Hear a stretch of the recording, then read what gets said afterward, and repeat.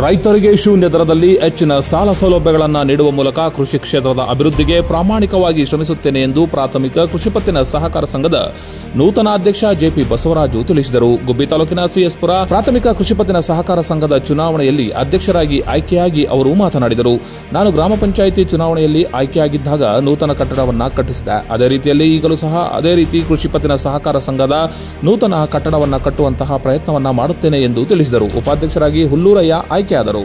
ಇದೇ ಸಂದರ್ಭದಲ್ಲಿ ನಿರ್ದೇಶಕರುಗಳು ಮುಖಂಡರಾದ ಭಾನುಪ್ರಕಾಶ್, ಗಂಗಾಧರಯ್ಯ, ರಂಗೇಗೌಡ, ಜಗನ್ನಾಥ್, ವೀರೇಗೌಡ, ರಾಮಕೃಷ್ಣ, ಕೆಂಪೇಗೌಡ, ನಾಗರಾಜ್ ಸೇರಿದಂತೆ ಇನ್ನಿತರರು ಹಾಜರಿದ್ದರು. ಗ್ರಾಮ ಪಂಚಾಯಿತಿ ಬಿಲ್ಡಿಂಗ್ ಇತ್ತು. ನಾನು ಅದನ್ನು ಏನಾದರೂ ಮಾಡಿ ಇವತ್ತು ಅದು ಕಲ್ಲಿದೆ, ಯಾರು ಅದಕ್ಕೆ ಮಾಡೋಂತೇಳಿ ಆ ಗ್ರಾಮ ಪಂಚಾಯಿತಿ ಕಟ್ಟಡವನ್ನು ಮಾಡಲೇಬೇಕು ಅನ್ನೋದು ಗುರಿ ಇಟ್ಕೊಂಡು ಗ್ರಾಮ ಪಂಚಾಯಿತಿ ಕಟ್ಟಡವನ್ನು ಕೂಡ ನನ್ನ ಅವಧಿನಲ್ಲಿ ಮಾಡಿದ್ದೀನಿ. ಈಗಲೂ ಅಷ್ಟೇ ನನ್ನ ಅವಧಿನಲ್ಲಿ ಇದು ಹೋಬಳಿ ಕೇಂದ್ರ, ಇದಕ್ಕೆ ಸುಮಾರು ಹಳ್ಳಿಗಳು ಸೇರ್ತವೆ. ಅದರಿಂದ ಈ ಒಂದು ಹೋಬಳಿ ಕೇಂದ್ರ ಒಂದು ಮಾದರಿಯಾಗಿರ್ತಕ್ಕಂಥ ಒಂದು ಕಟ್ಟಡವನ್ನು ಸರ್ಕಾರದಿಂದ ಸವಲತ್ತನ್ನು ತಂದು ಇಲ್ಲೂ ಕೂಡ ಶಾಸಕರಿದ್ದಾರೆ ಕೃಷ್ಣಪ್ಪನವರು, ಅವ್ರ ಸಹಕಾರದಿಂದ, ಮತ್ತು ಗುಬ್ಬಿನಲ್ಲಿ ಶಾಸಕರಿದ್ದಾರೆ ವಾಸಣ್ಣವರು, ಅವ್ರ ಸಹಕಾರದಿಂದ, ಮತ್ತು ಸಹಕಾರಿ ಸಚಿವರು ನಮ್ಮವರೇ ಆಗಿದ್ದಾರೆ, ನಮ್ಮ ಜಿಲ್ಲೆಯವರು ರಾಜಣ್ಣವರು ಇದ್ದಾರೆ, ಅವ್ರ ಸಹಕಾರದಿಂದ ನಾನು ಈ ಒಂದು ಕಟ್ಟಡವನ್ನು ಕೂಡ ತರೋದಕ್ಕೆ ಮತ್ತು ರೈತರಿಗೆ ಹೆಚ್ಚಿನದಾಗಿ ಸಾಲ ಕೊಡಿಸ್ಬೇಕು. ನಮ್ಮ ಭಾಗದಲ್ಲಿ ತುಂಬ ಜನ ಸಾಲ ತಗೊಂಡು ಭಾಳ ಕಡಿಮೆ, ಬೆರಳೆಣಿಕೆಯಷ್ಟು ಸಾಲಗಾರರಿದ್ದಾರೆ.